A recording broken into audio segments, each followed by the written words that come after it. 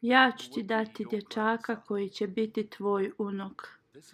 Ovo je veličanstveno predskazanje koje je dobio njegov djed, Hazreti Mirza Ghulam Ahmed, obećani Mesija, alejhi salam. Njegov otac, Hazreti Mirza Bashuruddin Mahmud Ahmed, Halifatul Mesih II, 22. septembra 1909. godine je objavio: Allah mi je dao radosnu vijest da ću biti blagoslovljen sa sinom koji će biti Nasiri Din, pomagač vjeri. On će biti predan služenju Islama. Također je rečeno da će Mesija umrijeti i njegovo carstvo će biti predato sinu i unuku. Ova predskazanja su ispunjena u osobi pod imenom Hazreti Mirza Hafiz Nasir Ahmed, Halifatul Mesih III.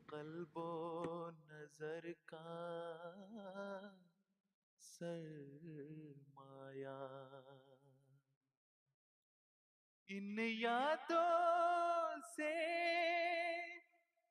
हम जीते जी,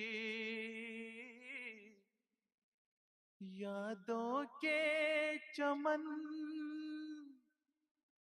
महकाएंगे, महकाएंगे। Hazreti Hafiz Mirza Nasir Ahmed, Halifatul Mesih III, sin Hazreti Mirza Bashuruddin Mahmud Ahmed i gospođe Hazreti Sejda Umi Nasir Mahmuda Begum, je rođen 16. novembra 1909. godine u Kadijanu. Hazreti Amadžan, supruga obećanog Mesija alejhi salama, se brinula o njemu od njegovog rođenja pa dok se nije oženio.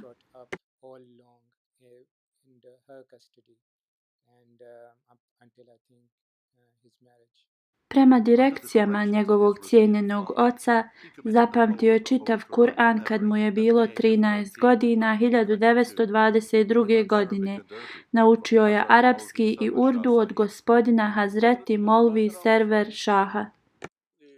Hazreti Mirza Nasir Ahmed, Halifatul Mesih III, je bio vrlo obrazovana osoba, ne samo u vjerskoj nauci, nego i u sekularnoj nauci također. Upisao se u medresu Ahmedija, koja je škola za arapski i vjersko obrazovanje. Položio je to i upisao se u džamija Ahmedija, gdje je položio Molvi Fazal diplomu u Punjab univerzitetu. Bio je treći u Molvi Fazal ispitu. Poslije polaganja njegovog arapskog obrazovanja upisao se na državni fakultet u Lahoru. Završio je BA na tom fakultetu i onda njegov otac Hazreti Halifatul Mesih II radijallahu anhu je odlučio da on treba da nastavi studije u Engleskoj.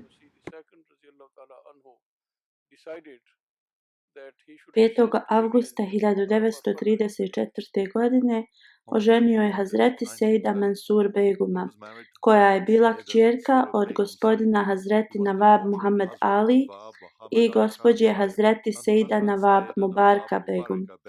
Onda je otputovao 6. septembra 1934. godine za postdiplomski na Oxfordu, koji je završio sa najboljim ocjenama. Poslije je završio magistrat umjetnosti. Dok je bio u Engleskoj, počeo je tromjesečni magazin Al Islam. Poslije završetka obrazovanja vratio se u Indiju 9. novembra 1938. godine. Hazreti Halifatul Mesih III se vratio iz Velike Britanije 1938. godine. Bio je postavljen kao profesor u džamija Ahmedija Kadijan. Poslije je postavljen za direktora na ovom istom fakultetu. Nakon toga, nekoliko godina poslije, postao je direktor od prestižnog Talimul Islam fakulteta u Ragli.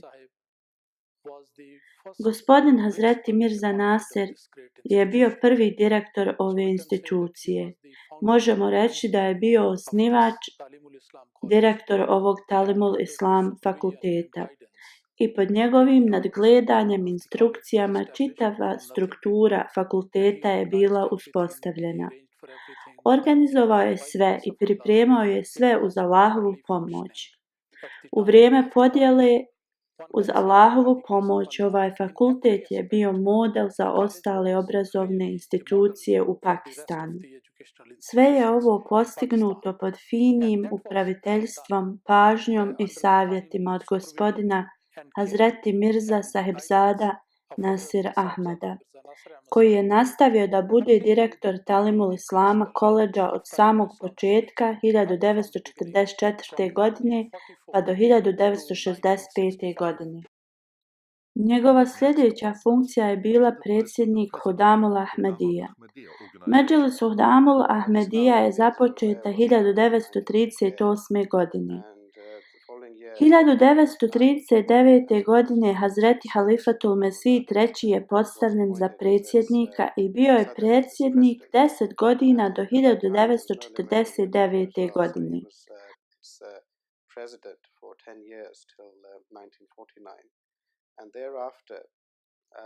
Želim da spomenem, što nije baš poznato drugima, da je u to vrijeme Halifatul Mesih II bio predsjednik od Hudamul Ahmedija, a Halifatul Mesih III je bio podpredsjednik i u toku anti-Ahmedija pobuna bio je od velike pomoći.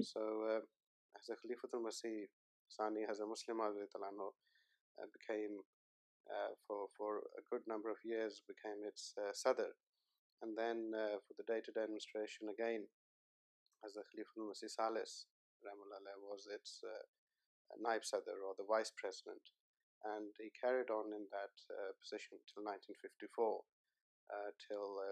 and then of course in other capacities as well after that. U vrijeme podjele Indije i Pakistana ostao je u Kadijanu, ali je izbjegao u Pakistan 16. novembra 1947. godine. Igrao je glavnu ulogu u stvaranju Furkan jedinice.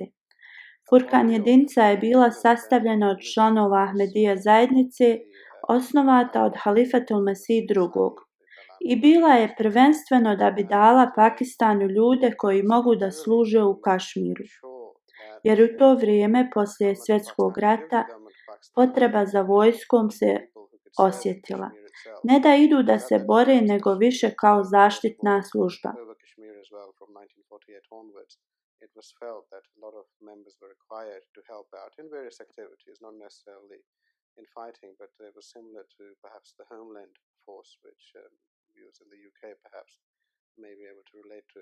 Dosta žrtvovanja tad se je uložilo pod vrlo teškim okolnostima da bi pomogli narodu u Kašmiru.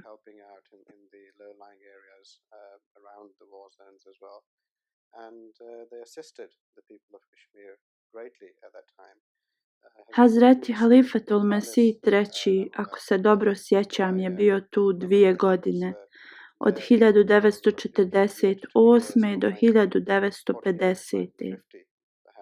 I mnogi drugi članovi zajednice.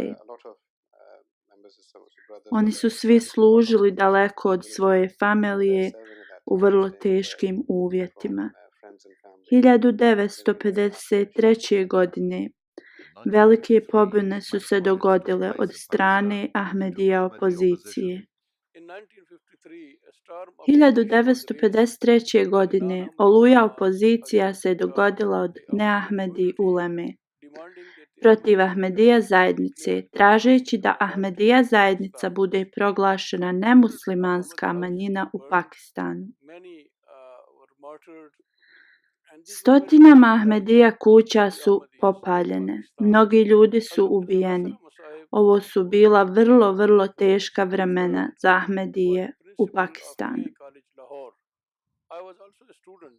Gospodin Hazreti Mirza Nasir, koji je poslije postao Halifatul Mesih III, je bio direktor Talimul Islama fakulteta u Lahoru. Ja sam također bio student u to vrijeme u Lahoru i svjedok sam svih tih dešavanja. U maju 1953. godine vlada je odlučila da uhapsi neke od važnih Ahmedi muslimana.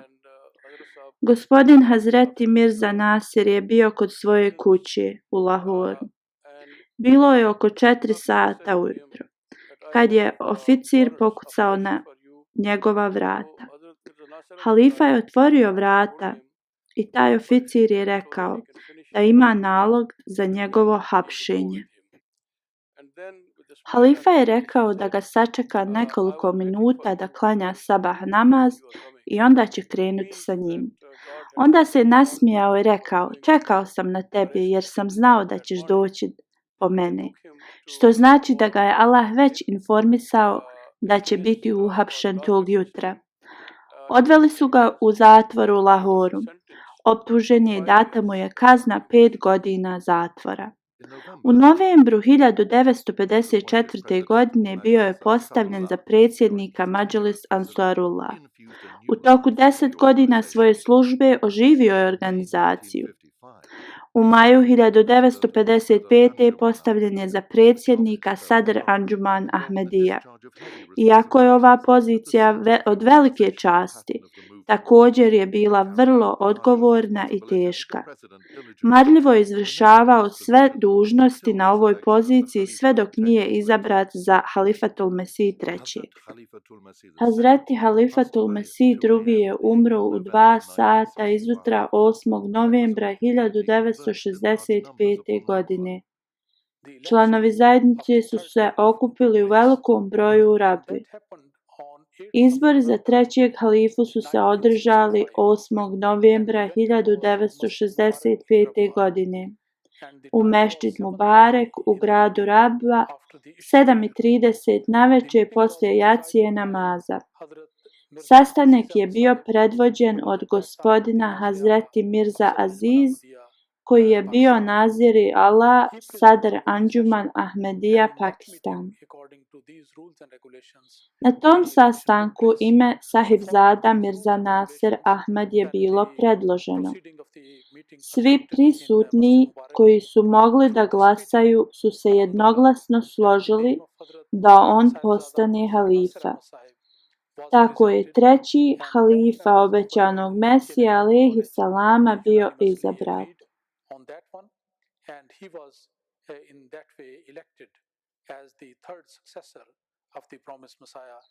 Ovi ljudi koji su toliko bili tužni u vezi smrti drugog halife, hvala Allahu sa ovim izborom, njihova tuga je nestala.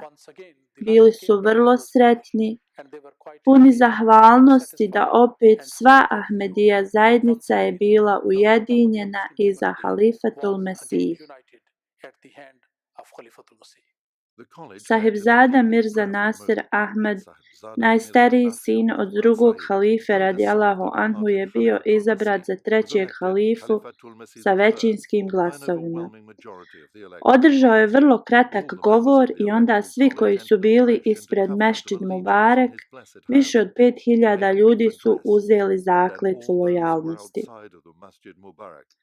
Čim su se ove vijesti raširile o odluci glasova, osjetilo se kao da se neki mir iz dženeta spustio na svako srce.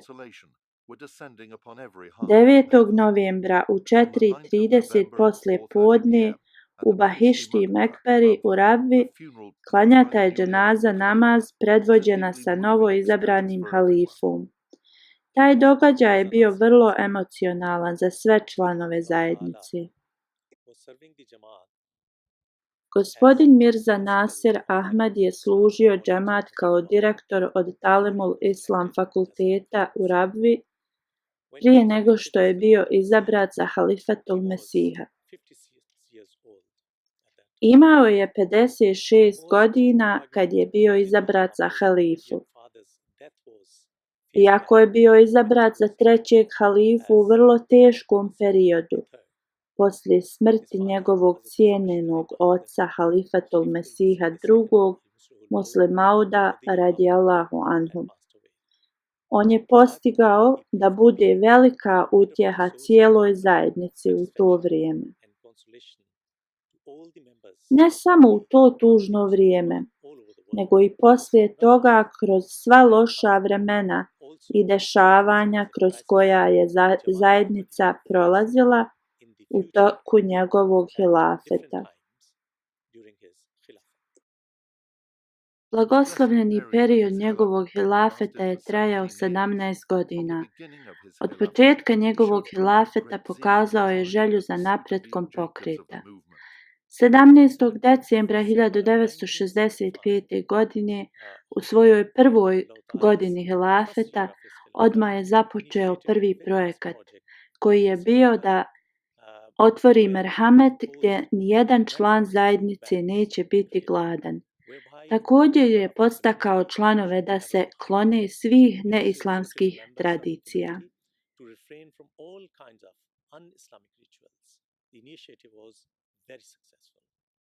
Jedan od najvažnijih projekata koji je također započet na početku njegovog hilafeta 21. decembra 1965. godine je bio Fazli i Umar fondacija na sjećanje halifatul Mesih II. Prije njegovog rođenja, obećani Mesija alejhi salam je objavio predskazanje koje je bilo u vezi Muslim Mauda, obećanog sina, u kojoj je rekao da će mu Bog dati sina koji će voditi nacije i biti će dobar čovjek.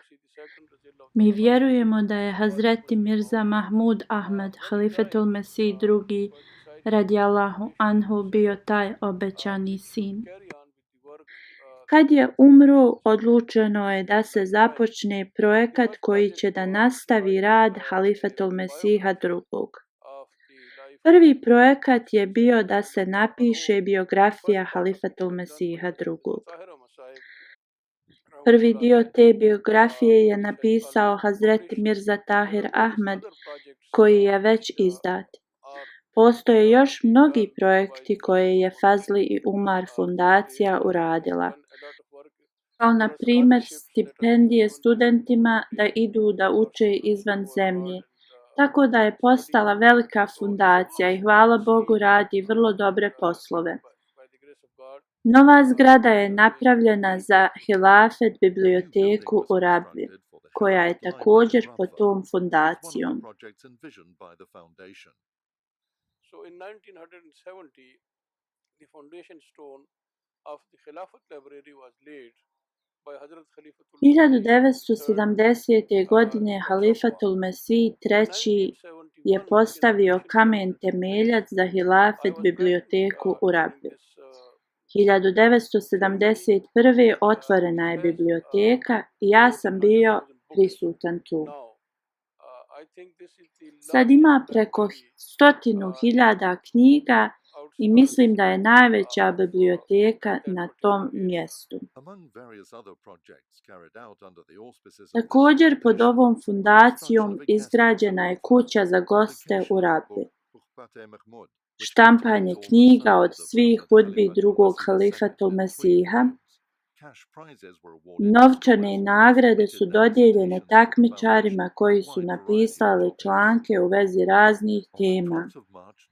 12. marta 1966. godine halifa je započeo kratki period vremena dobrovoljne službe džamatu, koji je nazvat Vakfe Arzi.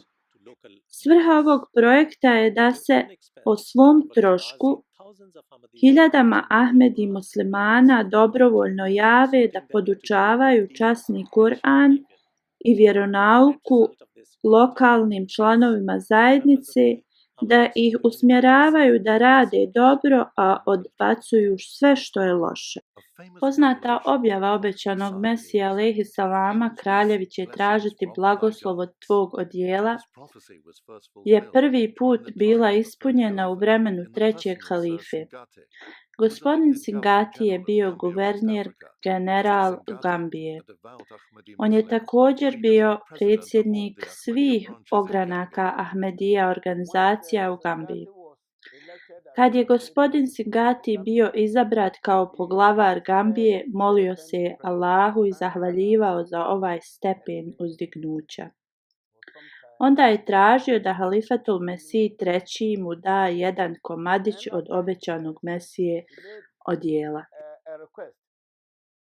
And everybody sees that that was a historic request. And the request was to requested Hazrat Khalifa to Masih the third that if he could give him a piece of the promised Messiah's garment. 1967. godine treći halifa je otputovao u Europu po prvi put kako je postao halifa. Ovo putovanje je bilo vrlo dobro i također je ispunilo Božje obećanje od uzvišenog Allaha. Beskrajna milost i Božja ljubav se vidjela. Posjetio je Njemačku, Švajcarsku, Holandiju, Dansku i Englesku. Dok je odsjeo u Kopenhagenu, otvorio je Nusrat Jahan džamiju 21. jula 1967. godine. Vrlo je lijepa džamija, ne samo zato što je prelijepa, nego što je ova džamija napravljena od strane žena. Dok neki podrazumijevaju da žene u islamu nemaju ništa da rade ili ništa da kažu, ove žene su pod vrlo teškim uslovima skupile dovoljno da izgrade ovu džamiju. Kopenhagen džamija je vrlo moderna. Ima modernu arhitekturu, obloge izgleda i sa vrlo interesantnim svjetlima.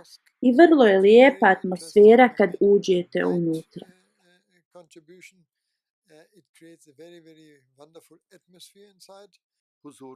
Halifa je predstavio poruku islama u svim zemljama koje je posjetio. Na raznim konferencijama, obraćajući se velikom broju posjetioca. Obratio se Evropljanima da jedinim način s kojim mogu da izbjegnu katastrofu je da prime islam i da se iskreno vrate svom stvoritelju. U Londonu 28. jula 1967. godine halifa se obratio na velikom skupu. Tema govora je bila poruka mira i riječ upozorenja. Halifa je stigao u Englesku 1967. godine. Džemat u Velikoj Britaniji je napravio veliki doček. Halifa je održao govor pod nazivom Riječ upozorenja, poruka mira, koja je poslije objavljena kao knjiga. U tom govoru halifa je upozorio ljude na zapadu ako se ne vrate Bogu da će biti uništeni. Sljedeći dan i nekoliko dana poslije neki dijelovi ovog govora su bili oštampani u engleskim novinama.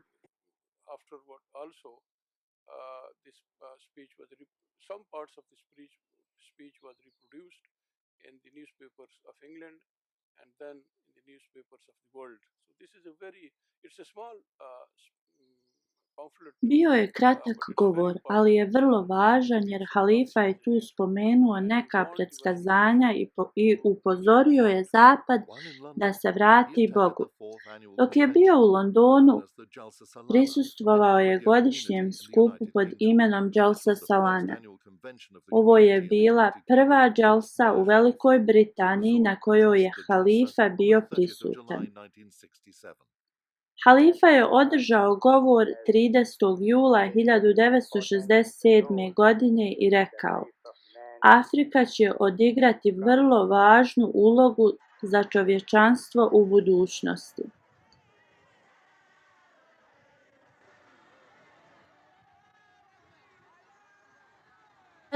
Aprila 1970. halifa je otputovao na 9 sedmica u zapadnu Afriku.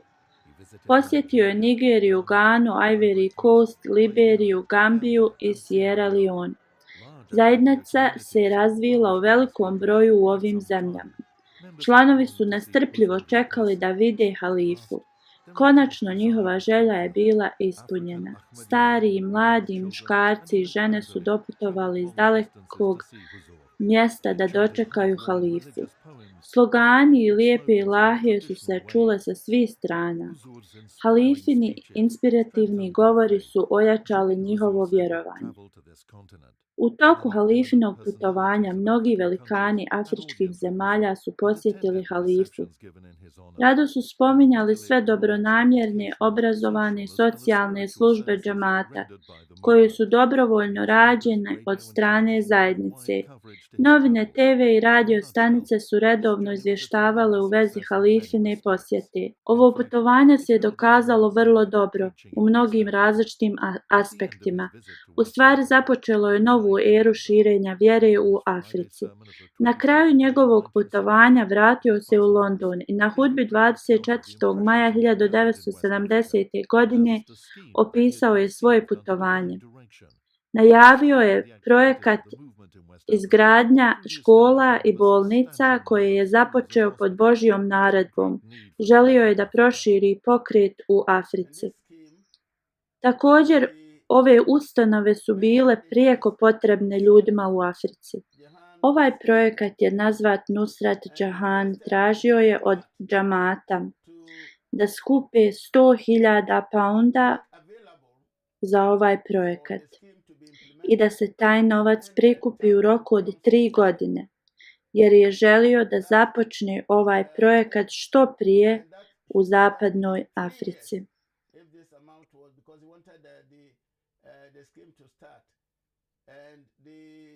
Salient points of the scheme was that this was to be launched in West African countries. On the 26th of June 1970, he called upon Ahmadi doctors and teachers to volunteer their services for work in Africa and mentioned that if the number of volunteers did not correspond to the need, he would himself select the teachers and doctors who would be required to proceed to Africa. When Hazrat Khalifatul Masih III rahimahullah ta'ala wanted to 26. juna 1970. godine pozvao je Ahmedi doktore i učitelje da dobrovoljno idu na rad u Afriku. Ispomenuo je, ako se dobrovoljci ne jave, da će sam da izabere imena. Kad je Halifatul Mesih III započeo ovaj projekat, bilo je previše prepreka, kao i sa svakim drugim blagoslovljenim projektom. Ali zato što je bio izvanredan vođa i molio je Gospodara, sve ove prepreke su nestale uz Božju pomoć. I poslije su projekti koji su bili pod ovim projektima bili uspješni i dobri za zajednicu. Kad je halifa objavio ovaj Nusrat Jahan projekat, veliki broj doktora se je dobrovoljno prijavio. Ali mislim da nisu bili svjesni pod kakvim okolnostima će da idu da rade. Znači, bio je to dobrovoljni rad po ruralnoj Africi gdje bukvalno ništa nije bilo opremljeno. U malim selima i gradovima, a u nekim slučajevima nisu imali ni zgradu za kliniku. Imali su vrlo malu količinu medicinskih sredstava i lijekova, ali količinu rada koji su bili u stanju da urade za lokalne ljude prema svojim uvjetima je bila ogromna. Iako glavni cilj je bio da pomažu ljude besplatno, oni su uspjeli i da naprave klinike i da ih snadbiju sa medicinskim potrebama da bi ove klinike mogle da nastave sa radom.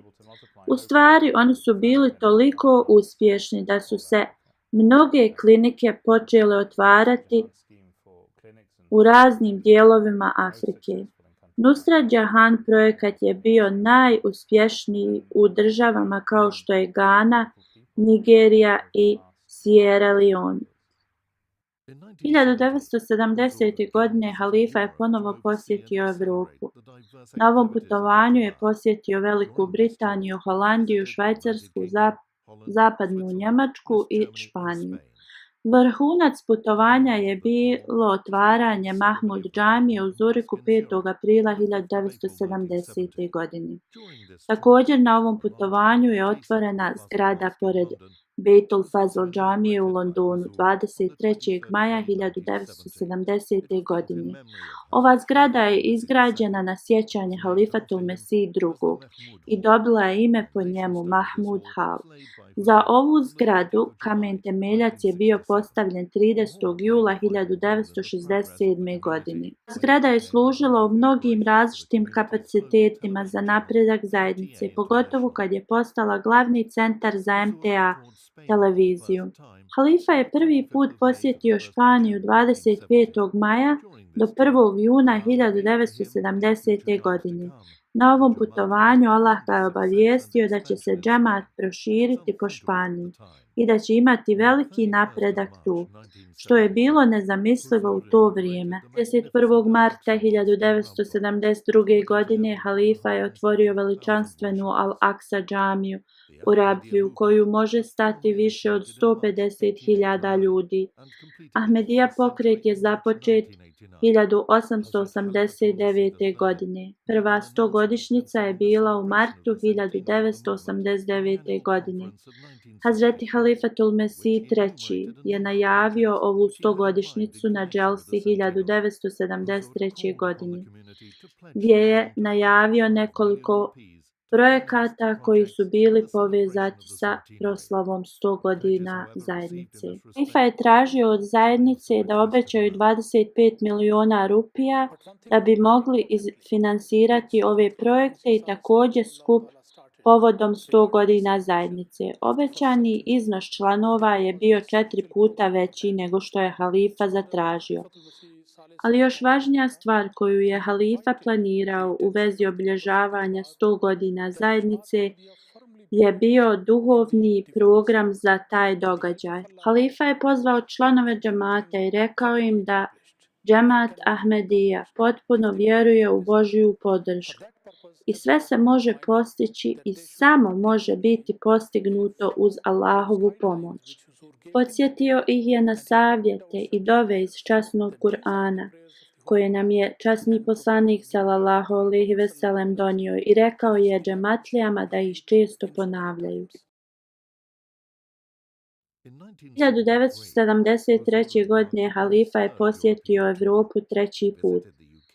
Posjetio je Veliku Britaniju, Holandiju, Njemačku, Švajcarsku, Italiju i Dansku. Halifin oglas u vezi obilježavanja 100 godina zajednice je potresao od ortodoksne muslimane i pokušali su mnogo puta na različite načine da zaustave slavlje 100 godina postojanja. Uz Allahovu milost i blagoslov poslije svake turbulancije i problema pokret je izlazio jači, veći i bolji. Umjesto da izvuku pouku iz svojih uzaludnih pokušaja, njihovo zlo i neprijateljstvo se širilo sve više i više. Mislim da je bio april 1974. godine kad je ulema u Pakistanu napravila incident na stanici u Rabbi.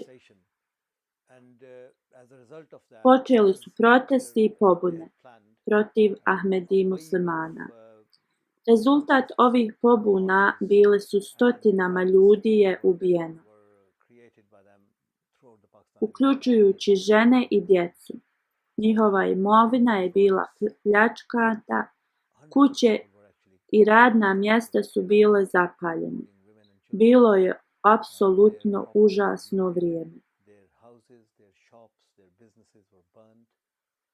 Ova nepravda je samo nanešena radi vjere. I policija i vlasti su bile prisutne u velikim brojevima, ali su samo stajali i gledali i uživali ovu nepravdu. Nisu pomogli niti u najmanjem pogledu da zaustave ovu užasnu nepravdu.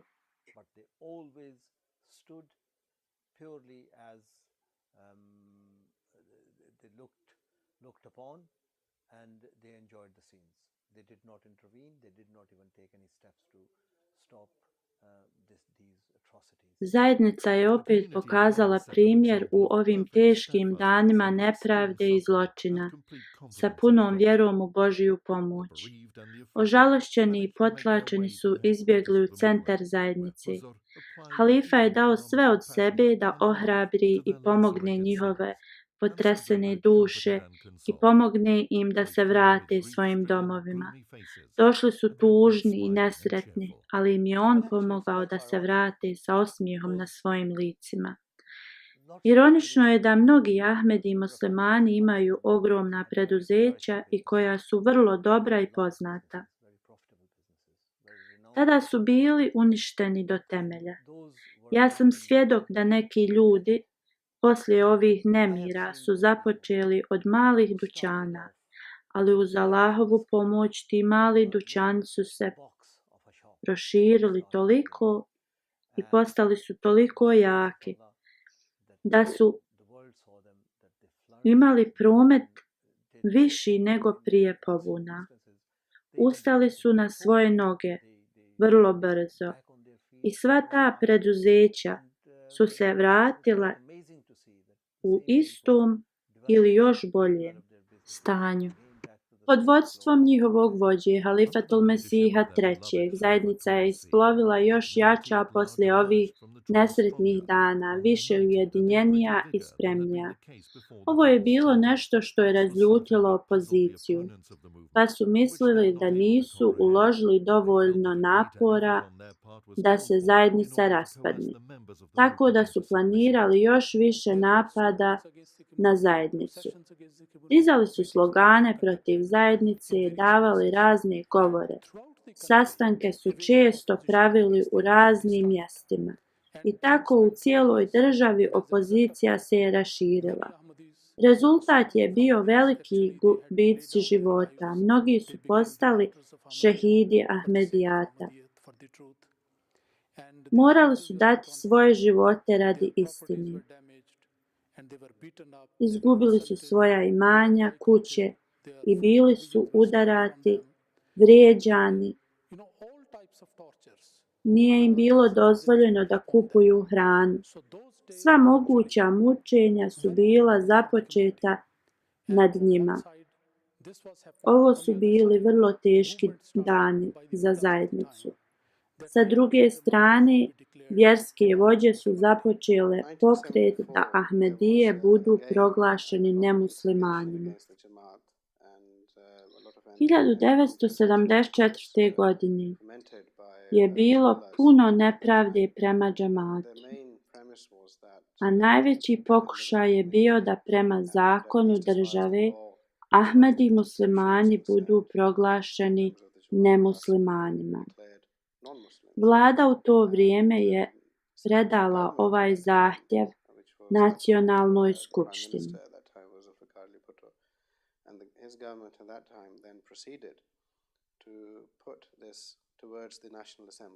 U septembru 1974. godine Hazreti Halifatul Mesih III je bio pozvat u Nacionalnu skupštinu.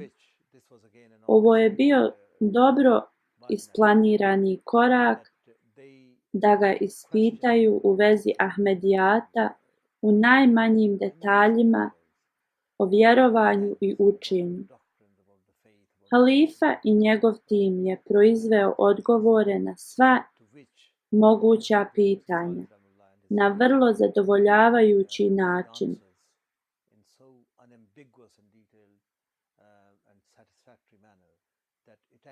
Ali, kao što je već bilo isplanirano, Nacionalna skupština je poslala dokaze u Senat i onda u roku od nekoliko sati Senat je usvojio, kao što su planirali, da Ahmedije budu proglašeni nemuslimanima.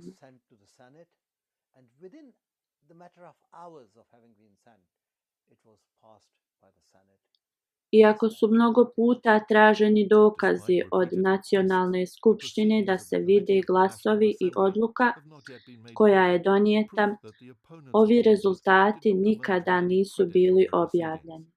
To je bio dokaz da su donijeli odluku bez ikakvih dokaza.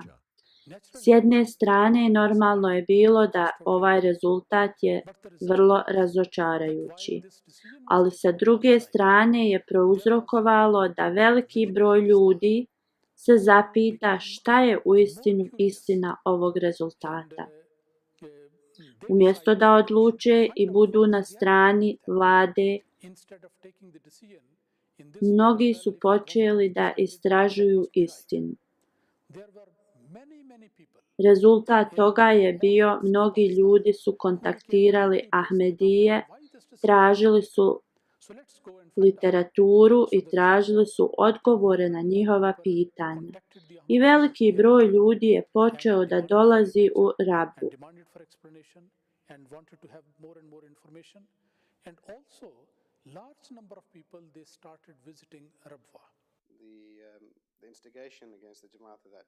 Opozicija u to vrijeme je radila sve ove nepravde protiv pokreta da bi prisilili vladu da proglase Ahmedije nemuslimanima. I kad je to bilo učinjeno, opozicija je mislila da su nas pobijedili. Oni su prestali sa svojom opozicijom u to vrijeme, zato što su mislili da su postigli svoj cilj. Ali Allahov put je takav da buto pod čijom vlasti smo mi bili proglašeni nemuslimanima, njegov kraj je bio grozan. Bio je pogubljen od strane generala Zija, ali mi smo i dalje ostali sveta zajednica.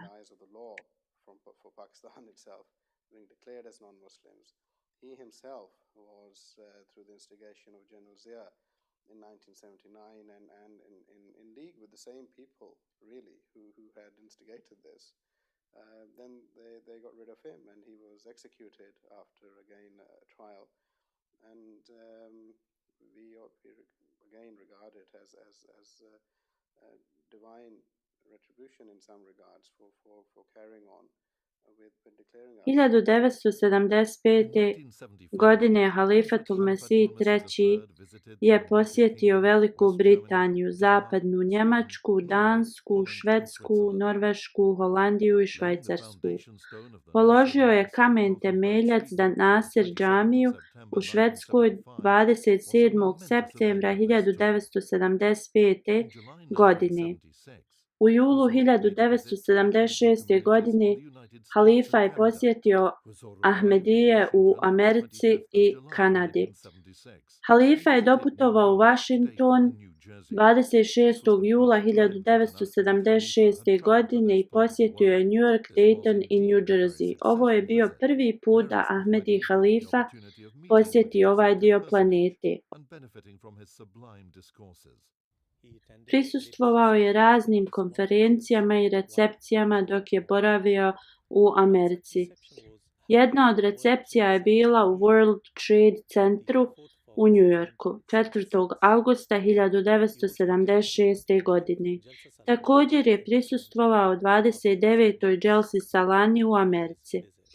Ovo je bila prva dželsa na kojoj je halifa bio prisutan u Americi. Jedan od najvažnijih događaja koji se dogodio u toku trećeg hilafeta je bila konferencija u Londonu 1978. godine pod imenom Oslobađanje Isusa sa krsta. Halifa je doputovao u junu 1978. godine, a konferencija je započeta 2. juna 1978. Razne literature su bile izložene na ovu temu. Ovaj historijski skup je bio posjećen od strane mnogih. Na njemu su se obratili naučnjaci, arheolozi i teolozi iz raznih vjera širom svijeta. Prostorija je bila prepuna, televizija je bila prisutna, predstavnici iz Pakistana, Indije, Afrike, Azije, Evrope i Amerike su bili prisutni. Cijenjeni naučnjaci kao gospodin Zaferullah Khan i Sahibzada Mirza Muzaffer Ahmed su pročitali svoje akademske govore. Halifa u njegovom govoru je pričao o totalnom Božijem savršenstvu, o njegovom svemogućem atributu i o zavisnosti svega o njemu. Usporedio je kršćansko i islamsko učenje i sa dokazima iz časnog Kur'ana pričao je dugo u vezi teme oslobađanje Isusa sa krsta. Pavlju je pričao o ovoj temi i hiljadama Evropljana je slušalo njegov govor diveći se. Širom svijeta o ovoj konferenciji se pričalo u novinama i na televiziji. Halifina posjeta Londonu 1978. godine mu je pružila vrlo jedinstvenu priliku da posjeti Britansku skupštinu. 7. juna je bio pozvat u posjetu Britanske skupštine od gospodina Toma Coxa. Halifa i još neki Ahmedija članovi su bili dočekati u skupštini. Prisustvovalo je oko 100 ljudi. Mnogi političari i važne ličnosti su razgovarali sa halifom i izrazili mu dobrodošlicu. Mnoge religije su bile prisutne kao Jevreji i katolici ovoj posjeti. Ova posjeta je trajala oko 3 sata. Pred kraj posjete halifa je imao priliku da posmatra zasjedanje skupštine.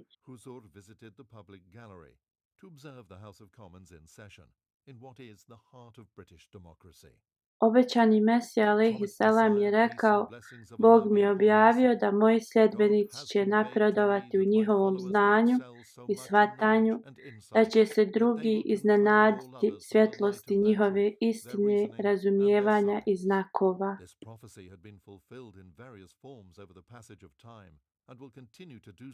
U vrijeme trećeg halife ova objava je bila ispunjena sa doktorom Abdussalamom.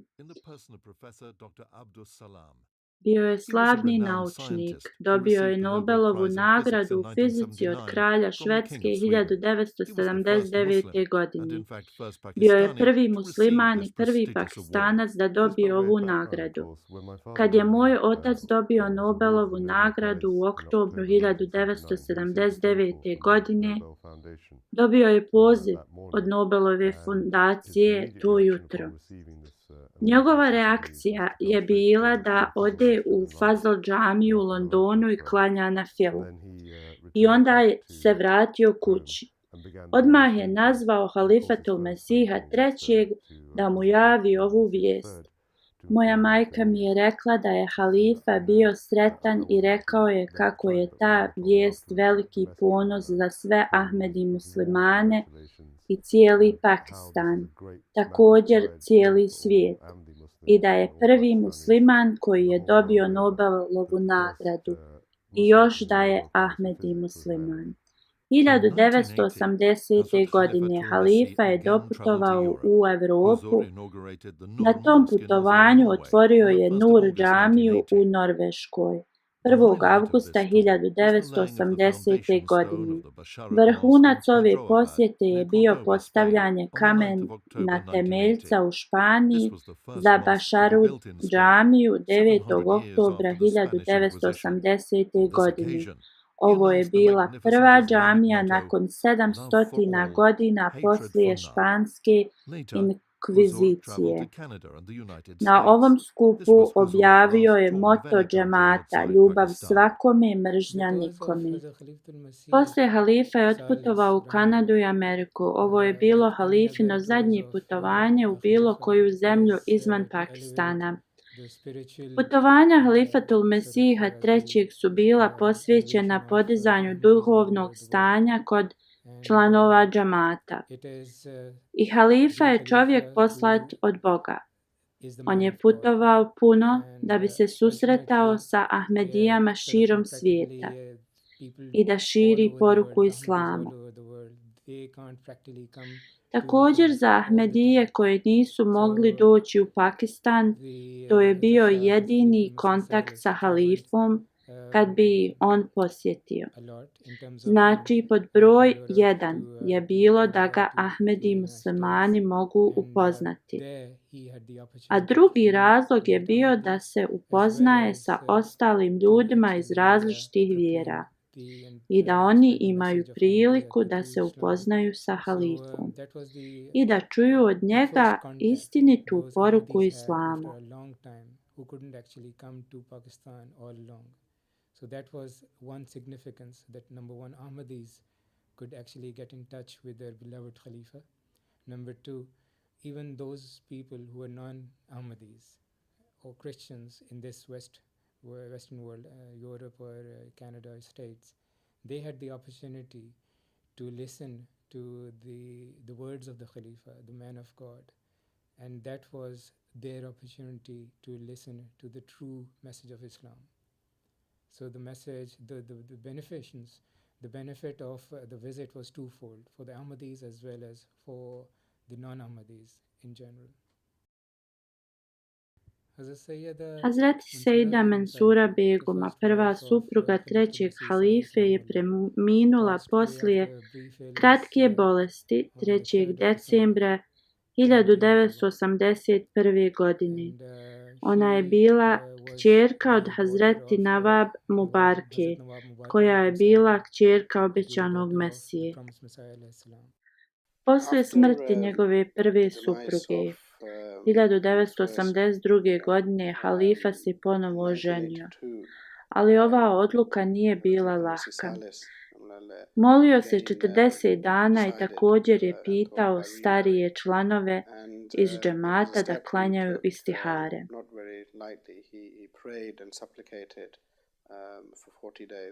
He also requested the elders of the Jamaat at that time to do dua istikhara, and eventually he was reassured. Konačno je bio siguran da je to bilo u redu i oženio se. Mislim da je bio 11. april 1982. godine, kad je oženio gospođu Seida Tahira Sadika. Ona je kćerka od vrlo poznatog Ahmedi muslimana, gospodina Abdul Majid Khana. And she is the daughter of a very devout Ahmadi. His name was Abdul Majid Khan Sahab of Veeraval. And this was again in April 1982. Halifa je preminuo u junu 1982. godine, tako da njihov brak je trajao samo 2 mjeseca.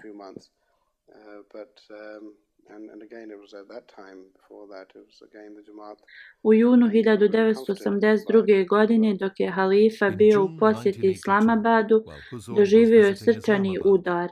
Umro je 9. juna 1982. godine u 12:45 sati poslije podne u Islamabadu. Imao je 73 godine. Neka njegova duša počiva u miru. The janaza was brought to Rabwa. There was the election of the fourth Khalifa, who was Hazrat Mirza Tahir Ahmad Rahimullah.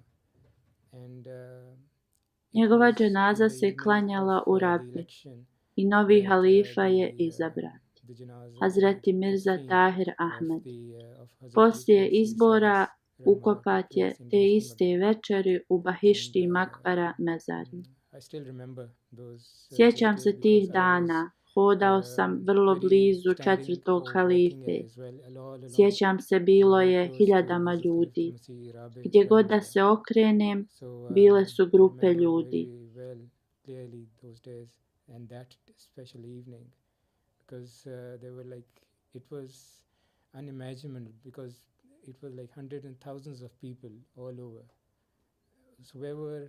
One could see it was like a crowd, and people had gathered from all over the world to offer their respects and to participate in the janaza of Hazrat Khalifatul Masih Salis Rahimullah.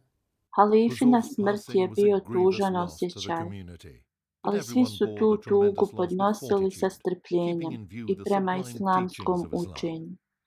U toku 17 godina njegovog hilafeta Hazreti Khalifatul Masih III sa vrlo posebnim liderskim osobinama je raširio i služio džemat izvanredno. उसकी सूरत हसी, उसकी सीरत हसी, वो शगुफ्ता दहन, वो कुशादा जबीं, दर्स अहले वफा को यही दे गया, प्यार सबसे किसी से भी नफरत नहीं।